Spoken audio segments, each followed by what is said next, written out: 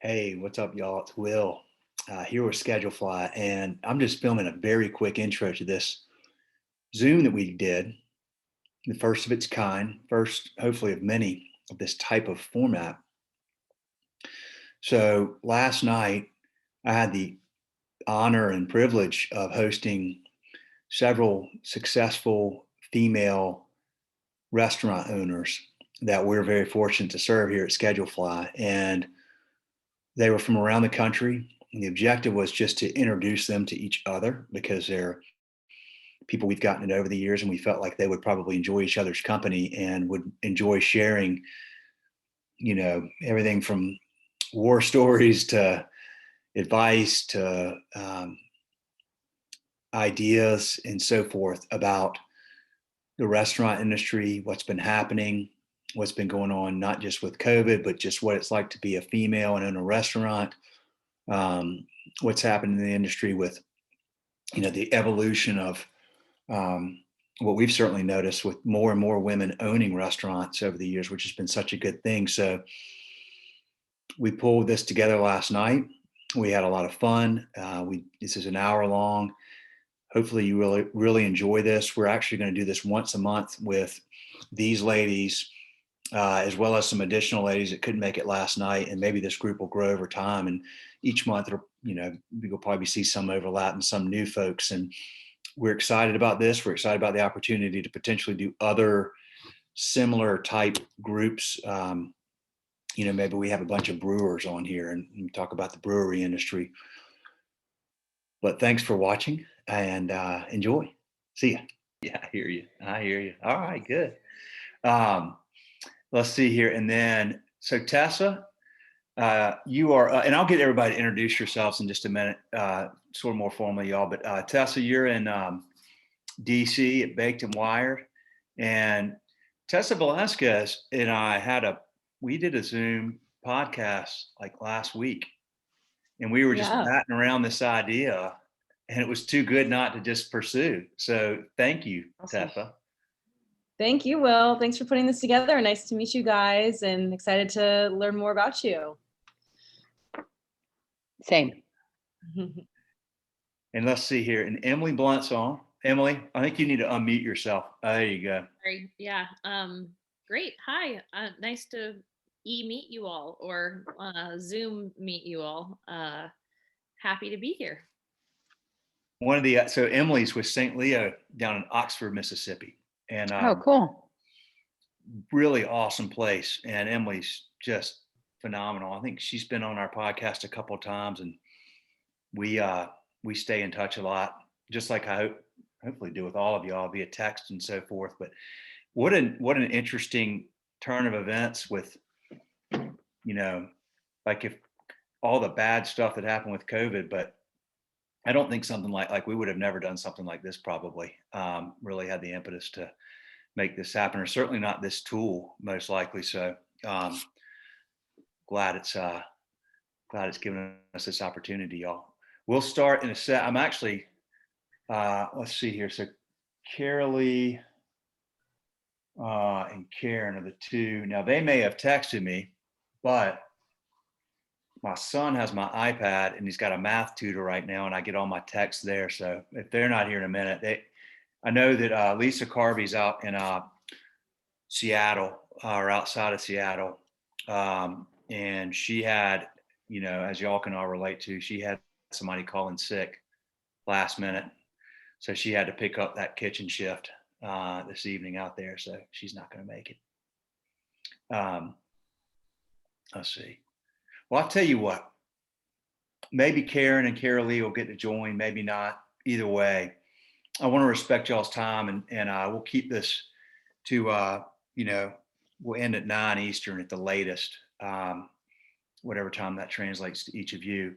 But so I'm going to hopefully not do a lot of talking, which is unusual for me with these things.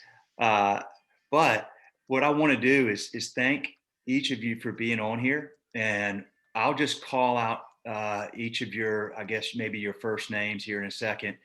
Just tell us your name, restaurant, city, and I'd say also just throw out there anything you want to rap about tonight or get out of this evening, if anything at all. No pressure to have anything specific.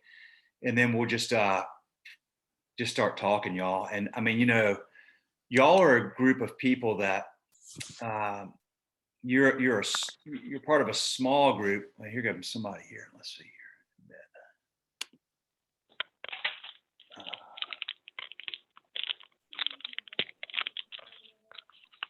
Who just joined? Hi, it's Joanna. Joanna York, what's up? How are you? All Hi. right. Good. How are you? Awesome. Sorry, I'm late. Sorry. No, that's okay. There might be a couple other ladies joining as well. So Joanna's up at Syracuse, New York. Has two restaurants, Alto Cinco and Otro Cinco. Um, and I'm so glad you made it. Do you have video, Joanna, or are you just on audio? I'm just on the phone. Okay, no problem. No worries. Thank you so much for joining. I was actually literally just kind of starting by saying that this is our first effort at doing something like this, sort of introducing people that we've been fortunate to get to know and that we respect a lot through y'all being our customers. And, all of you, of course, been on the podcast at minimum and different types of media we've done. Ramey was in our second book. And, when we come up with something like this, we always have a really short list of people that we trust, we value your opinions, we admire you, we respect you, and we know that, I mean, y'all are just a group of people that we know always kind of step up and help us out when we're trying something new. So thank you for doing it once again. But this is really cool. I mean, Tessa and I were talking last week about this idea on a podcast, and we feel we know so many really successful women in this business that we're so fortunate to serve. And I was telling her, 10 years ago, when we did our first book, we were doing interviews for that. And I think, we self-published it in like maybe 2011. And we had one female owner in that book. There were 20 owners, and we had one female owner. It was not through lack of effort. Now, part of that's because we were a lot smaller and we only we only included customers in it. So we didn't have as many customers, period, to kind of work from, but it was very challenging. And it was part of the book that I felt like it was missing a lot by being so skewed to male owners. And then when we did the second one, we had a lot more success, and Ramey and several other ladies were in that. And then it just seems like we just see a lot more of that now. And, if I were to rattle off, 20 or so owners that I've gotten to know over the many years of doing this, that I really have a ton of respect for and admire a lot, over half, I think, would be y'all and some of your peers that are female owners. But you're in an industry that, I have so much respect for you, because you're in an industry that's, it's not been easy for women just in general to work in this industry for a lot of reasons for a long time. And y'all are leaders in your industry. You're strong women with very positive attitudes, which translates through to your staff and your community.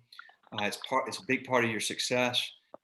You bring so much passion and care and love and intention to what you do. So it's a big honor for us to have this opportunity. It's a big honor for us to get to introduce y'all to each other. And with that, I said I wouldn't talk a ton. I already have. So let's switch gears, and I'll just go down the list I have on my right here. I'm looking at of participants in that order. So the first one, actually, Joanna, that would be you, Joanna York, up in Syracuse. Just tell us your name, your restaurant names, where you are, and anything you want to rap about tonight, if there's anything in particular. Okay. Well, thanks. First of all, thanks for inviting me. So I'm in Syracuse, New York. I have a restaurant called Alto Cinco that I've had for 25 years. And I have another restaurant that's called Ocho Cinco, which I've had for about 7 years, and that one has been closed since the second wave of the COVID. So since the end of November, that restaurant's not operational, but I'm thinking we're going to get it started again pretty soon. So I've been able to just focus a lot of my efforts back at my other restaurant. I'm in the current running for some second wave of PPP money, so that feels pretty good.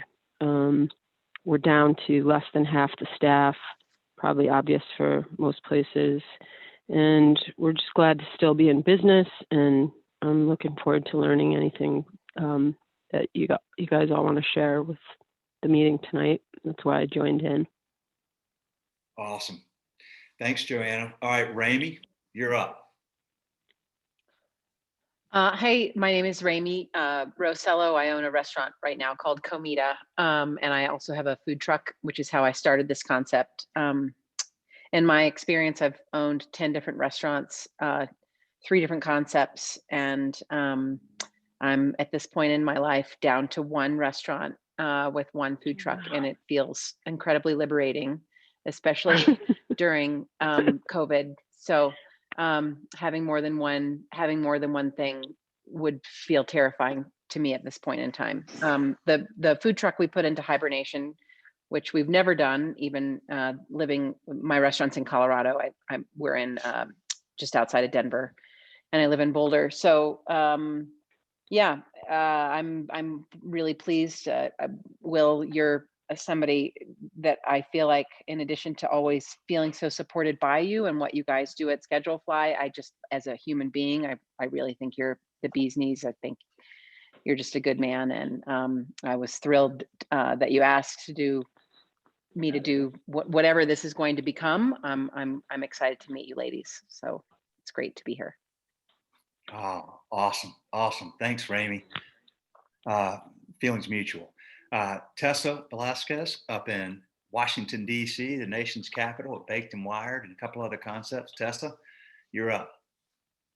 Hi, guys. Yeah, I'm Tessa, and we have a couple concepts, bakeries in Washington, D.C. There's Baked and Wired, which is hitting 20 years this year. Wow. And I grew up in that spot. So I've kind of grown up in the industry, which is a really crazy perspective.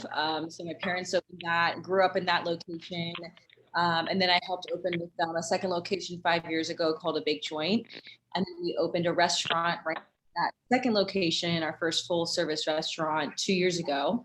And actually, Will, I don't even know if I've officially told you this because I'm kind of still scoping it out, but I'm looking at opening a bread concept, a bakery concept in New York City, in Brooklyn. So that's my next endeavor right now. Something I definitely would love support on and advice on. Whole new city for me, not a whole new concept, but every city is different, especially New York, so different from DC. So, and I just think opening a business in this time, or slotting to hopefully open it as this is going to be a whole new world for food and leadership, and how we run our teams and how we run restaurants, and what people expect from dining services. So I'm really excited to just get all of your expertise and your knowledge and input and advice as I go into that next chapter, as well as keeping one of these businesses that's putting me how to keep it relevant and cool and stuff. I think it's hard to not get jaded and burnt out in this industry. So how to kind of keep the liveliness going. And so I'm really excited to meet with you guys and learn more and be supportive in any way that I can be supportive as well. Yeah. Awesome. All right. Emily Blunt, Oxford, Mississippi. What's up? Hey, lovely to meet all of you, and thank you for having me. I am not a native Mississippian. I moved to Oxford after spending about 15 years in New York City. I moved here about 8 years ago, and I opened a restaurant called St. Leo 5 years ago. And about, I guess, 2019, I opened a cocktail bar and lounge as well, and I actually just closed that down. Not Yes, it sort of had to do with COVID, with the closing of it in a sense, but actually more to the point was I couldn't come to a lease agreement with my landlord to move forward in the pandemic. I was pretty, clear about what I needed. And so now I just have the one restaurant that I moved to the larger space. So I flipped in the middle of them both because the bar and cocktail spot was larger than the original restaurant. So I'm operating the restaurant out of the new space, which is going well, all things considered.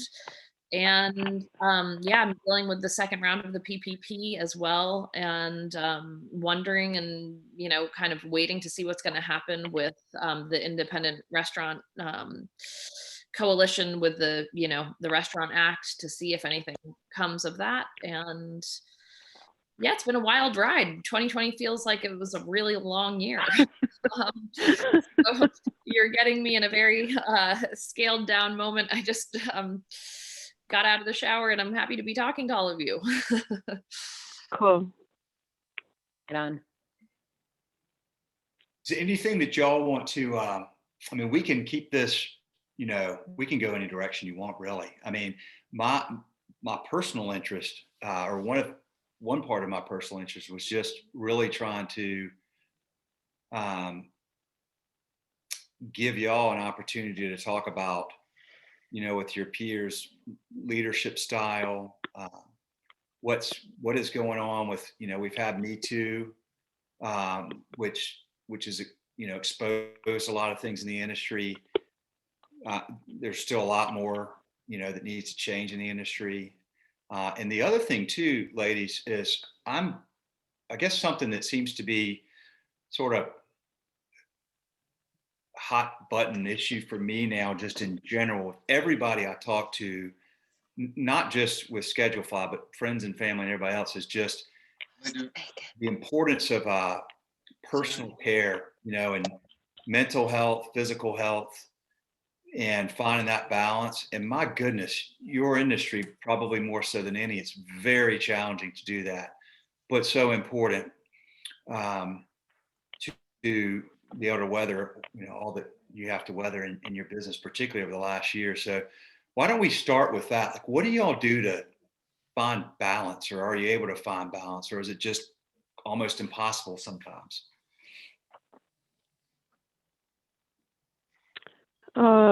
Well, can we just speak like as I'm not sure how this works. Like if one person's talking, can everyone hear them?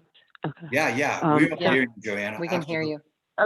Okay, so the only thing I want to say about that is I don't know what you guys think, but I feel like since the COVID, it's just been such a relief in a certain way, as much as the financial pressure is hard, but just having like the option to be closed a little bit more and have, for the first time, I don't know, for 25 years, we're closed one day and it just feels so different. And I don't think I can go back to 7 days a week. I don't want to. Yeah, I definitely. Yeah, no, go ahead, Emily.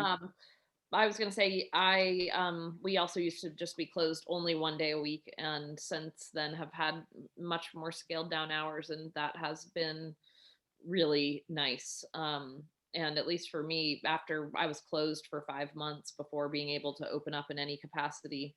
And it has definitely reminded me to spend more dedicated time at home. I have 2 kids. Oh, wow.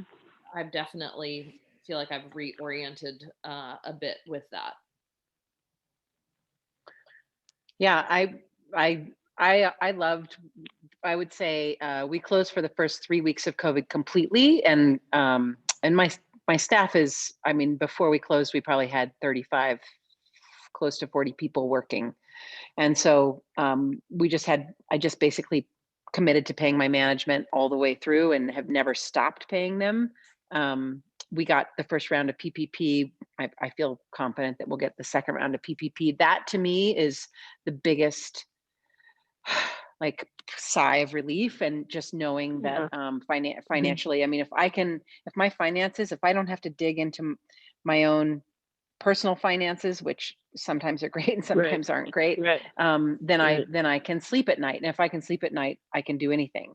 And Right. so we went down to 5 days a week, and as of November, right around the time, close to the time that Colorado shut down again for indoor dining, we had gone to 7 days a week, and we just continued with 7 days a week. I mean, I always like to encourage myself and remind myself that I don't have to be there every single day of the week in order for it to function and function well. And that means that I've got good people doing what I'm paying them to do. So, and rent is 365 days a year. So 7 days a Yeah. week makes Yeah. sense to me in terms of what we do. But that's just that's my own personal choice. Our hours are confined more than they used to be. So we close at 8 because people just make bad decisions after they've had too much to drink, and usually after 8 o'clock is when that happens. And we're not a bar, so we have the space to do what we're doing. So with the PPP money, I know that we're going to get through to the other side, and I hope is the same for all of us. Right. Yeah. The PPP has been absolutely huge. Yeah. Yeah, it was scary getting that first round, but once that came through, and now the second round coming, it's like I actually Well, can't.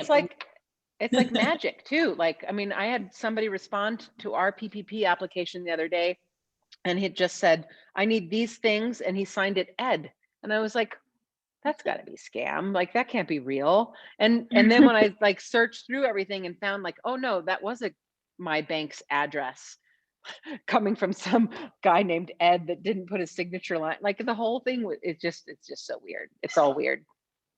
Yeah, it's happening really fast, I think, too. Yep. Yep. Like, I filled my application out in the beginning of the week, and today I got a message that it was approved and I close tomorrow. Oh, that's awesome. Congratulations. Yeah. Thanks. Yeah, I was really surprised. But I went through a really small local bank, and I think that makes the big difference, right? Makes the biggest difference. I have a girlfriend up in Boise that owns a restaurant, and she went through a Montana bank, and she got her loan approved in 2 days with basically just saying, this is what my name is, and I own this restaurant. Like, she didn't have to give anything. Wow. Wow. Wow. So How has have you all maintained your staff? Did any of you guys close altogether for a while, or lay people off, or any of those things? Yeah, we're lucky. I mean, I think being in the cafe bakery business, those actually did very well throughout COVID because we were already set up for takeout. It's already small things, sandwiches, everything that all the restaurants had to adjust to. But our restaurant had to close down for about 5 months and then reopen as a whole new concept that was more takeout friendly, a whole new menu that we only needed one person to be like at least front, and then the other staff we were able to use just kind of move people around from our other kitchens to give them more hours because their hours are cut.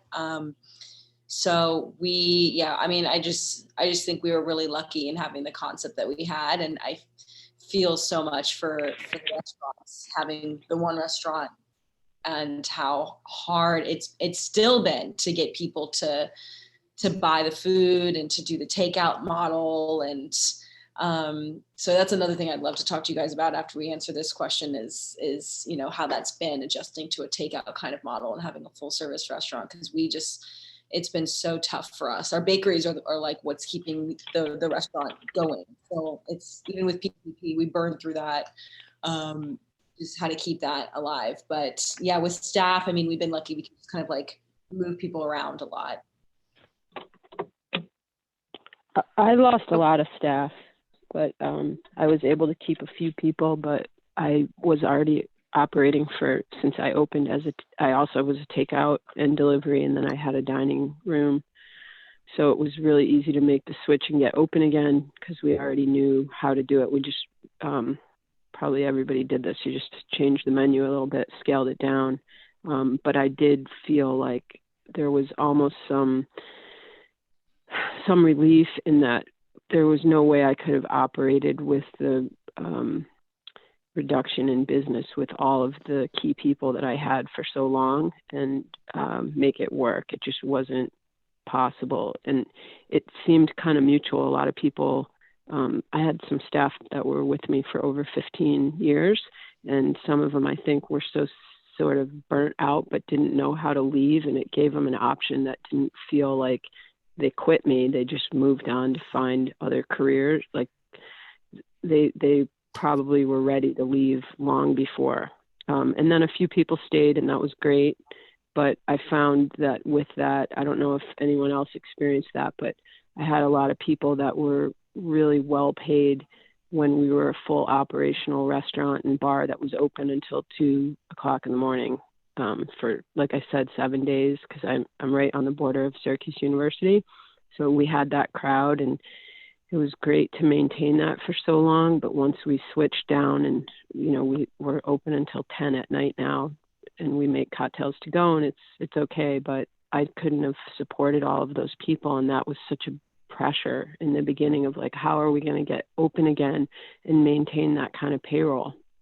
And so it kind of naturally happened this way, and it's pretty good. I've offered some staff repeatedly, messages that when we get back to full table service, certain people want to come back and we'll have a space for them. But I don't know if anyone else experienced that. No, I mean, we definitely I had a strong staff at my restaurant, and while I had, and I'm grateful that they've all, for the most part, stayed. Anybody that we furloughed in the beginning, I mean, I own it's a Mexican restaurant,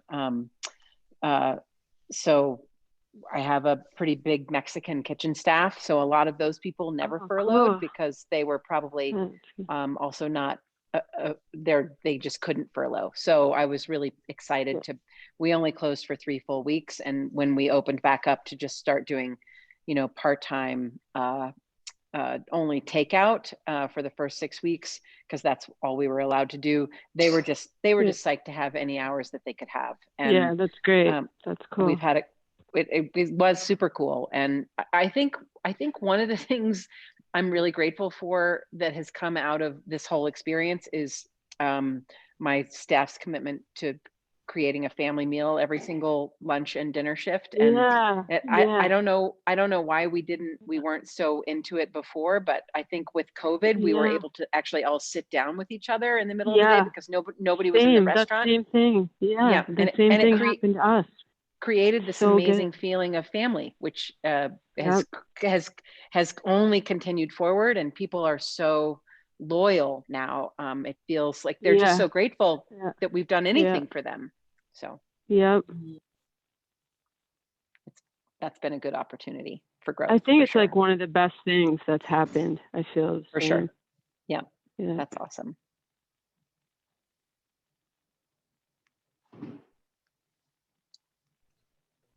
All right.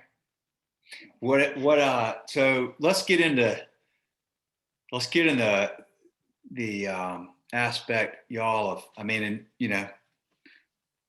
I'm a man, so I cannot relate to what it must be like to, well, first of all, I've never owned a restaurant, and certainly, I can't relate to what it must be like to be a female to own a restaurant, but I've talked enough to you to know there's, it has its opportunities and its blessings, but it also has its challenges. So, I mean, let's just talk about what's been happening. Like, we had Me Too. We've had a lot of restaurant people that have been in the business for, a lot of men that have been in the business for decades that, lost their business, rightfully so, because of this. There's been a lot of bad behavior that's been exposed. I'm sure there's plenty that, hasn't been, needs to be. What do y'all, like, just give me your general temperature check on, how, the evolution of that in the industry, what's gotten better in your years, and some of you've been at this longer than others, but then, what needs to continue to get better in this industry? I'll chime in. I've been doing this.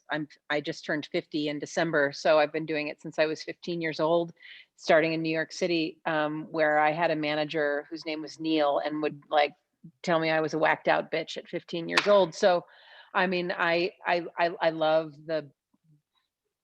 just the toughness of our industry, and that we've been able to break rules for so long. And it's almost, it to me, this experience of going through COVID and sort of dialing down and resetting, and with all the things that happened with Me Too, I have almost been relieved to just be able to say, it's not appropriate anymore. Or yes, of course you get Yeah. to get paid. Yeah. You're gonna get a 15-minute break or a half an hour break or whatever. Like instead of feeling like all of our tips go onto people's paychecks, so there's no gray areas. There's nobody's Right. nobody's winning like skirting the situation, not gonna only pay $750 in income tax like Trump did. None of us get to Yeah. do that. We're just all Yeah. showing up and doing the best that we can with the things that we know work. And it's been really a relief. It's sort of like when you lie to somebody and then you're like, oh fuck, let me just tell you the truth. Like, it's all of a sudden you've told the truth and it feels relieving. So there's been something about COVID for me that has really come out with my staff. I had somebody today text me and say, my name is Shay now, it's not Stella, and I'm a they them, and I had to write about it. Yeah. I had to write about it in our staff notes, and I wanted to and I'm all for Shay, just in the same way that I was for Yeah. Stella. But I wanted to laugh, and I just had to keep it super PC in my notes. Yeah. But Yeah, it's same, exactly. but it's better than what it used to be, which is like, fuck that person, and do like, oh my God, who do they think they are? I mean, she's 16, or they are 16. Yeah. Anyway, all Yeah. the things. So I have two members the same that became they over this COVID, and it's like, wow, this is how it is now, and it's cool because it's more defined, and yeah, it's interesting. Yeah. It adds layers. Came back. We were closed for 5 months. I mean, we were doing some curbside during that time, but it was, with a very, very small crew. But I definitely came back with a brand new perspective on getting everything swept out from under the carpet. If there's just an issue on any level, I was like, we're talking about it right now. I definitely have had, even in my staff, particularly younger men who have a hard time being led by women. My managing partner is my sister-in-law. We're both in our 40s. We're definitely bolder people because this is what we're doing. So it's been interesting to see how some of those people deal with the opposite, and the things that come along with that. And there has been kind of just a refreshing an opportunity to turn that page and say, no bad behavior will be tolerated, even though we said it before. But now it was like, when we reopened, it was just an opportunity to actually start with a fresh page, and to have real conversations with people before we even reopened about problematic behaviors, whether they were anything to do with, Me Too, or just down to following through to, doing what you signed up to do every day. So that has been really nice. I guess transparency has been a silver lining, without a doubt. Totally. Yeah. Yeah. And I'm totally seeing that too with staff. I think they're feeling a lot safer to even come in with problems or concerns, whether, on the high end, assault, harassment, but even just how they're feeling about something that made them feel bad, just being more open with how they're actually feeling about things. And Will, this that the silver lining I'm seeing coming out of COVID, I anticipate is, a lot of these toxic environments where there is a lot of this stuff happening, and Me Too was sparking this. A lot of those places had to close because those are ultimately usually very Totally. toxic fine dining that are closed. And what really, left, not all to do with leadership, but I look at you women, and reminder of this, I think of having that strong feminine kind of leadership of checking in with people, having family meals, like, really taking care of your staff. That I just find it hard that staff is going to be able to go stand in front of a fryer in the back of a kitchen for 15 hours while some mean man yells at them. Like, they're going to come want to work for this kind of leadership where they know they're taken care of, where they know that they're working reasonable hours, where they know someone's like saying, how are you today? Giving them a little like rub on the back, like, hey, how's it going? Yeah. Like, and I'm really excited for that evolution. Is I really think combination of Me Too and COVID, and we're coming out of this, is going to be, I don't say like female leadership, but more of a feminine leadership of communication, of empathy, like that. I think is going to be more Caring. caring, which we probably all a little bit naturally take on. Just balance. We all need balance.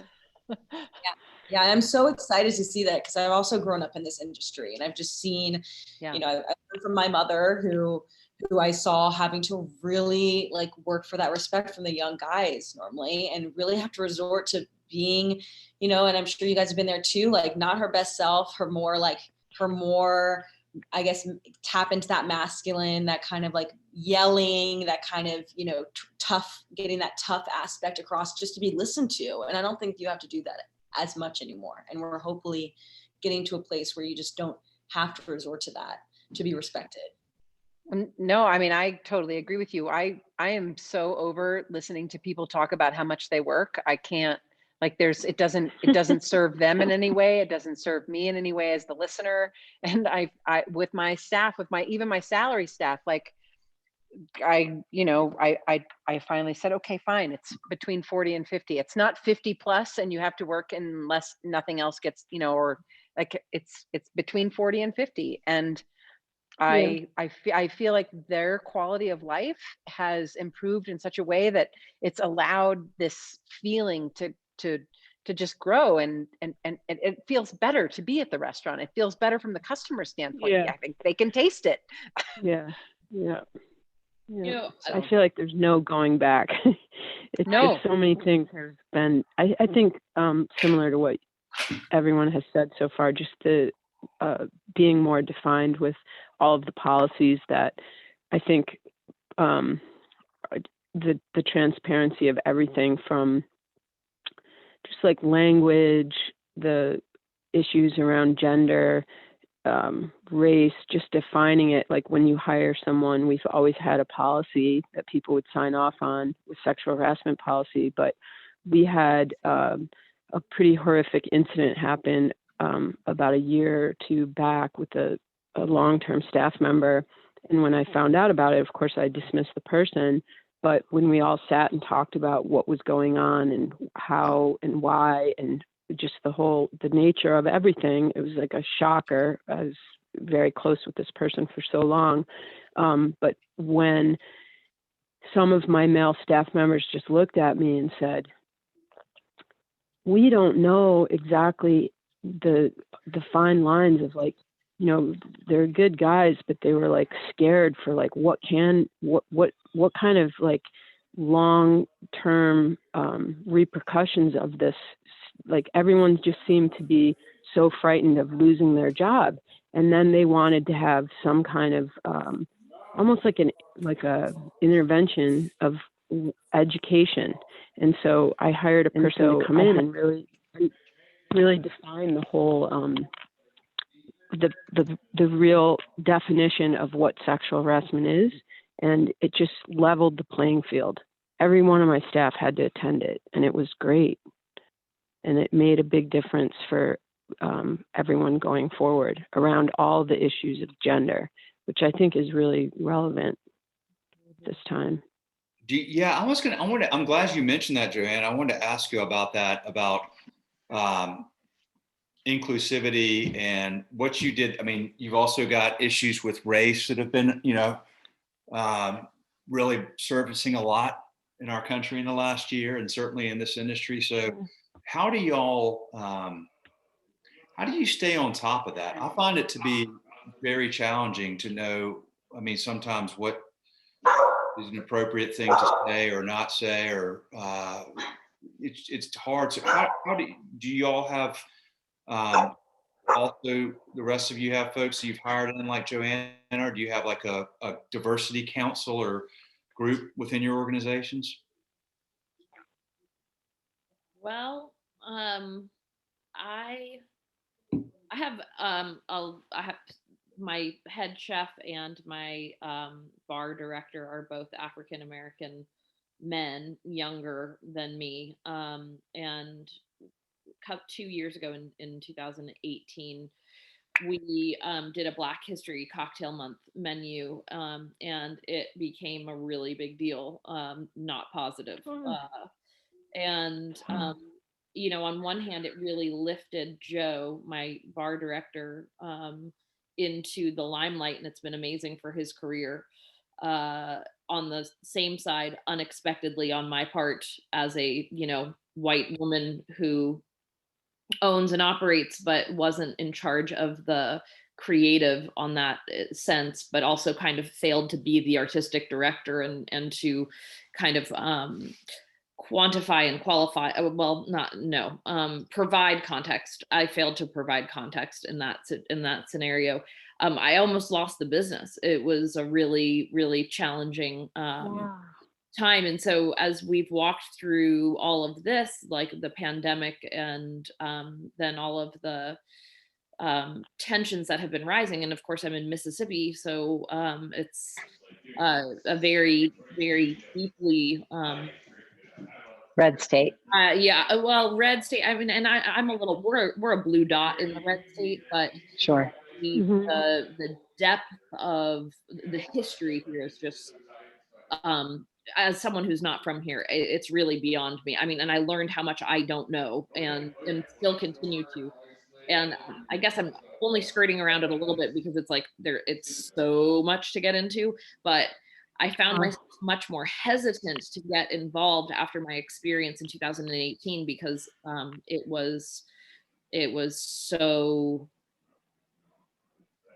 difficult. I mean, just so deeply difficult. Also for Joe, also for for JD, my head chef. I mean, so we had a lot of internal conversations about it, but we have not been as externally focused when it comes to being like ultra vocal about race here and now this time around. But I think that is a direct reaction because of what we went through altogether in 2018. Yeah. It's kind of making a very complicated story kind of. It's Anyway, sorry. No, I mean, I was born in Alabama. Interesting.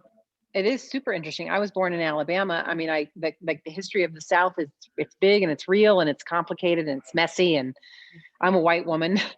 So being in Colorado with all of this stuff, I at some point, I mean, I've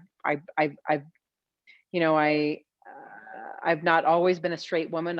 I've also been a gay woman. And so at some point in time in my restaurant world, I decided my restaurant is not the place for me to make my political statements. And I just, even though I have them, and I feel like they're important, and it's important for me to take a stand within the restaurant. It's such a diverse community. We have so many lesbians, gays, theys and thems. We have Mexicans, we have Black people. It's like our staff it's a serving economy and a back of the house economy that attracts a diverse group of people. And so because of that, I feel like we're all, in general, I think the sex, people saying inappropriate, like, just even my chef, who's a gay 45-year-old woman, she will make like comments towards, like, sexual comments towards her male staff, and I think, what are you doing? Like, you can't say that. Exactly. Yeah. And she doesn't anymore, which is great, but it took some time to, like, and I think it took COVID for us all to realize, like, we're just all fucking lucky to have a job here at this point in time. Can we just be nice to each other and just keep your mouth shut? Just keep your mouth shut. Let's do your job, and we can still have fun together. But fun doesn't always have to mean teasing to people to the point where you make them cry. which, you know, when I was Rough. 25, that's what it was. I was, you know, I remember. So I found that my staff in general has been much more sensitive, um, in both good and bad ways. Uh, and a lot of them, I mean, it's been really hard. Like just the pandemic period has been hard, even though Yeah. I do think that they're happy that we have the business and that we're back and we're, you know, um, up and running and all of this stuff. I just see stressed people.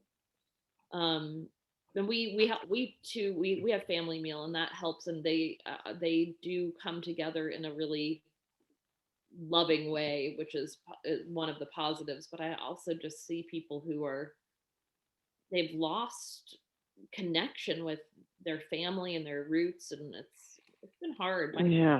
My staff yeah, has for sure. had a hard time. Yeah. That didn't really have anything to do with the race war me too, but Oh, good. there's that. By the way, I had to step away. I apologize. My son's in there gaming and he keeps getting louder and louder. And I figured, My husband's doing the same thing. I don't know. He's not gaming, but I'm like, come on, dude. How loud do you have to be while you cook dinner? dude, Jesus Christ. we went through this right before I started, but anyway, and my daughter I was going to have her come and just sit in here and watch y'all, but she's Probably like, why, Dad? well, Really? because y'all are great role models and strong, independent women who I admire, and I think that it's important to have good role models for our kids from different aspects of their life. And but she got grounded, she got in trouble, so she's really upset. So, I guess That's hilarious. we'll, This seems like something you could attend if you were grounded. Like this is like a positive thing. oh, it is, but she's really upset. She's got it. Oh, she's upset, so she doesn't want to be a part of it. I got you. No, she's not happy, but Fucking kids, man. Okay, Tessa. So you are an interesting example here, where you grew up in the industry. Your mom and your dad worked in tandem to start to build this business, and you grew up around it. What did you? I get a couple of questions. I meant to ask you this the other day, and I thought about this after we talked. Okay, so you must have learned, again, you've mentioned this tonight and then, sort of the masculine and the feminine, right? The yin and the yang of all this. What did you learn from your mom and your dad that you've, because I'm sure you learned different things from them. So I'm curious how that impacted you as a female owner. Yeah, I mean, I would say that my mom and dad don't have typical like masculine, feminine leadership styles. I mean, my mom really always took charge in a lot of ways. My dad hates confrontation, so he would kind of sit on the side and be the nice guy. But for me, it's just been interesting, a lesson in partnership, and especially as I go into this new venture. One thing I know, at least for me, is I do not work with my boyfriend, husband, and it's not going to be for me. I just saw way too much growing up, and it's hard. It's hard to balance that. But on the other hand, there's that idea of trust, that you really can only get that level of trust with someone that you're committed to. And I don't know if you guys with your partners, but and I think that's what I really learned is the trust factor of having really, and I work with my family, so it is trust each other so deeply. And I think it's also, on the other hand, made it difficult for us to trust non-family members into leadership roles. And I think that's been bad, and something that I'm trying to be conscious of and learn from. But, just the importance of relationships that you can build, especially if you're going to go into business with, and how tricky that can be to have that work-life balance. It's already, as you guys know, tricky to have work-life balance when you own a restaurant or anything in beverage. And so when you couple that with the person that you built a life with, you go home and there is no work-life balance. There is no relaxing at the end of the day and having a glass of wine. You're sitting at home and you're talking about all the horrible things that happened that Yeah. day. Yeah. I Yeah. grew up with ground for that, which is tough. Not that it's for everyone, just my experience. And so a great lesson in how to really, going back to the self-care, like how to learn from that and kind of try to break that and have that separation, to not bring that home and not make that as all consuming as it already is. We're all in this business because, you know, we love it, and we must be a little crazy because it is an all consuming Yeah. job.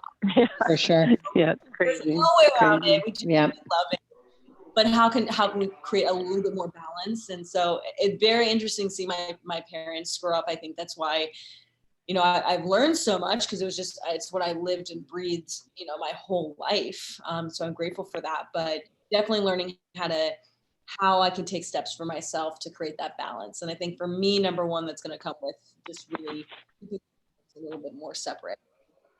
Yeah. I owned a business with a partner, with a woman. We had pizzerias and we opened 5 of them together. And I was Wow. and then she bought. We split up and we continued to do what we were doing for a period of time, a couple more years. And I was finally like raised my hand. I was like, I can't fucking do this anymore. This is terrible.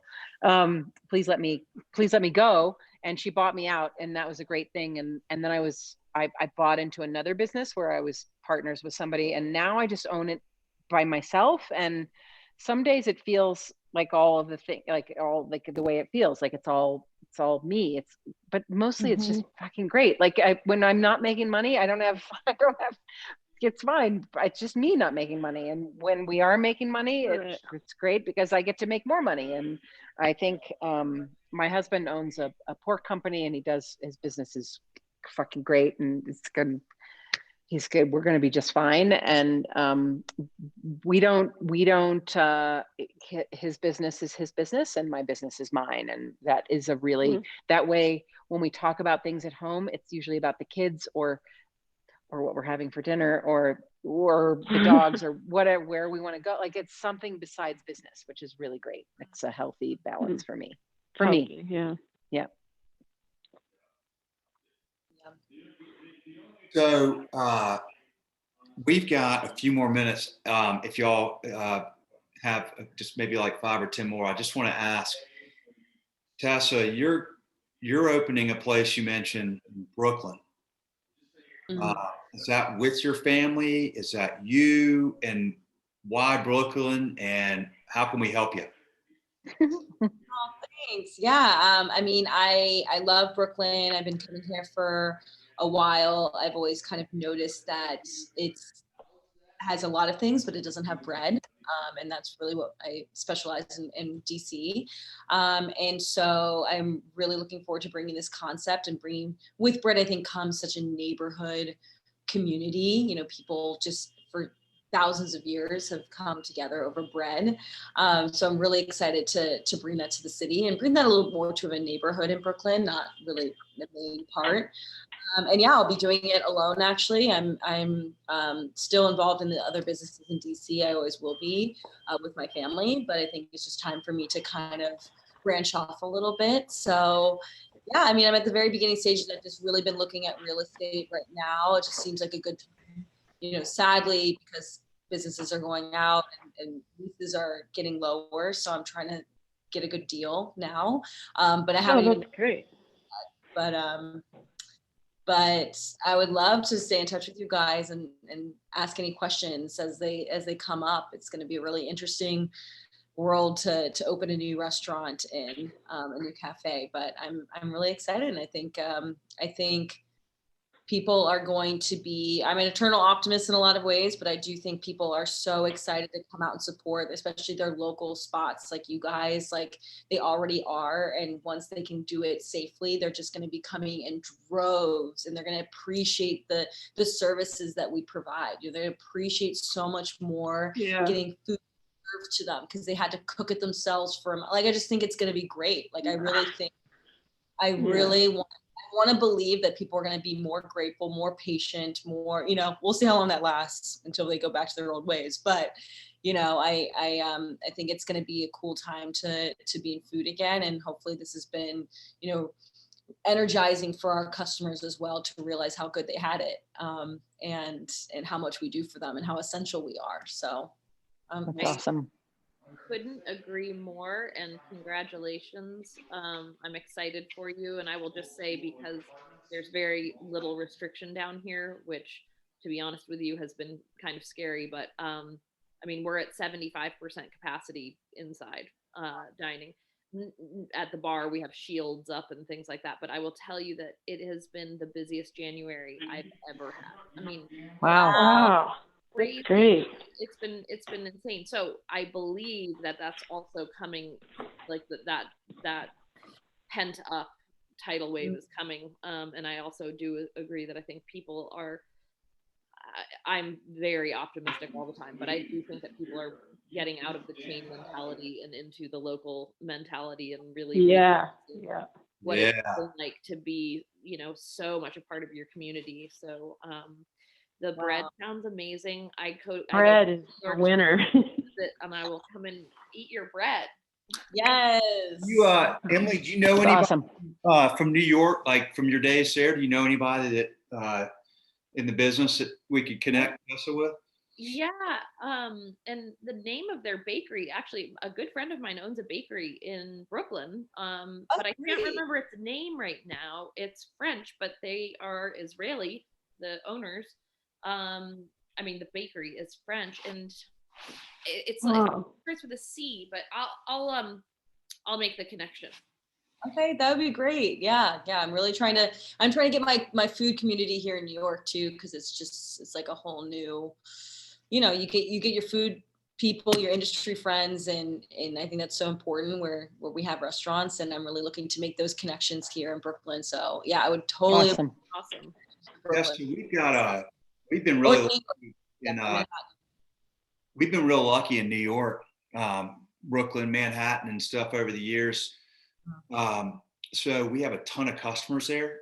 So I'll follow up with you, and maybe we could, make some connections with some folks here. And do you have a realtor that's helping you with, or like, how are you finding property there? Yeah, a friend of a friend connected me to a great broker, so I love her. I've been super happy with her, and she's been helping me see some spots. Yeah, going on a big tour tomorrow, actually. That's great. Yeah, well, that would be awesome. Thank you. Cool.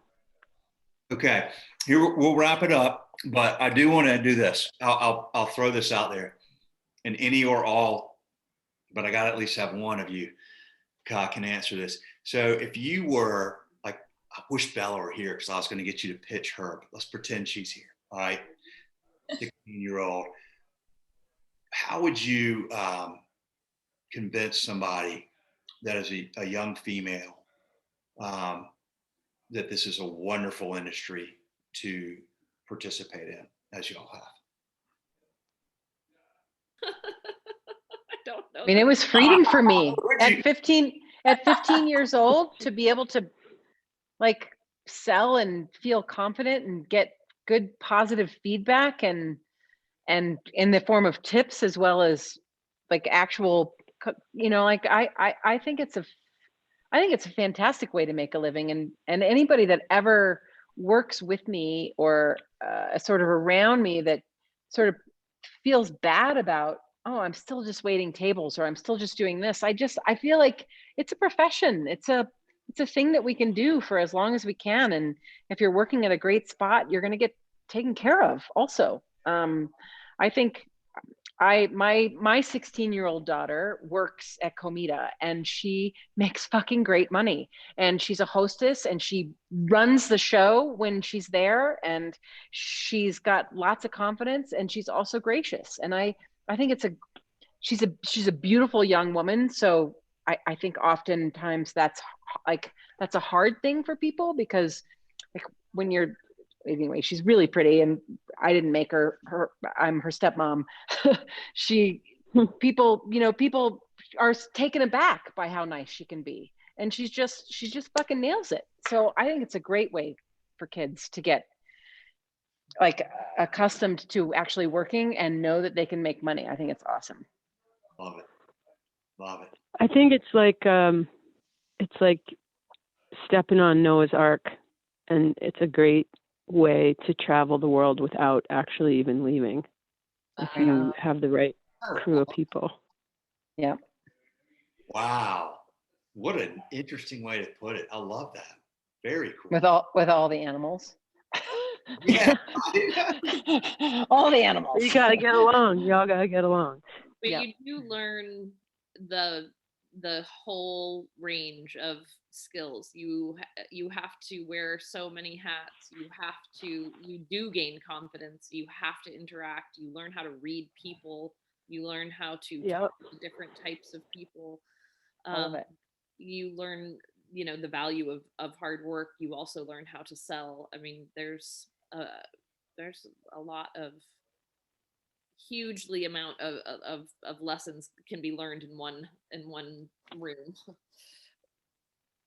So true. And I actually always tell people I think there should be a requirement, just like you have to be part of the Israeli army for 6 months or whatever. You have service, because you can tell whether you're at a restaurant or you're at a party, like that person has never worked in the service industry. There is just like a kindness, there's an empathy, there's a confidence, there's humor. I think humor is so big in this industry. You have to laugh at yourself. Like you just all wonderful qualities that just make you a good person. I could tell within 10 minutes that person has never worked in the service industry. And I don't know, I'm just saying, I think there should be some kind of requirement for it to just make you a good, relatable person. And to speak about, what you were saying about, what we're talking about with diversity, that I so believe in that too. It's like we attract the most diverse people. And growing up in this industry, I feel like, when I just feel like I've met every type of person working here. I've met the person who was just,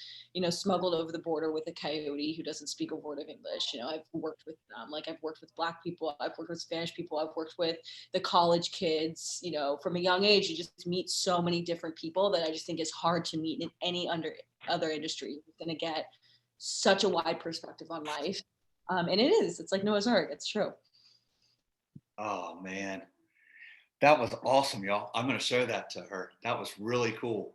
Well, y'all are rock stars, and I want to just thank you again, sincerely, from all of us here at Schedulefly. We really value the relationships that we have with y'all. We appreciate the business. Learned a ton tonight. Really enjoyed this so much. I hope y'all did too. And I'll connect all of you. Via text or whatever, so everybody's got each other's contact info.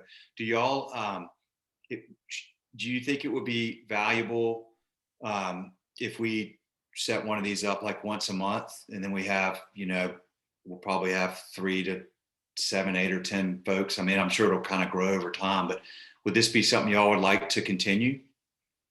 Definitely. I'd be happy to. Yeah, absolutely. I have learned a lot. It's great perspective. So thank you. Absolutely. Thanks for putting this together, Will. Yeah, for sure. Thank y'all. Raimi, are you, tell us about your husband's business real quick, because we could all be his customers, I think, right? Tender Belly? He owns a company called Tender Belly, yep. And he started it in the garage, and it's the best bacon. They actually just got voted the best bacon by America's Test Kitchen yesterday, which is kind of a big fucking deal. That's awesome. America's Test Kitchen.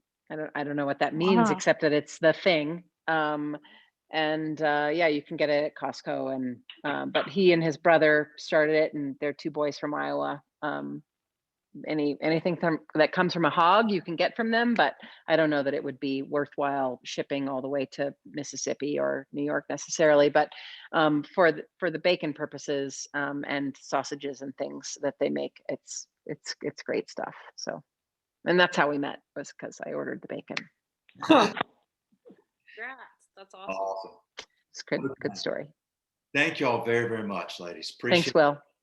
Y'all. Thank you. Nice to meet you all. Nice to meet you guys. You too. Thanks, ladies. Good luck, everybody. Good You luck. too. Bye. We got this.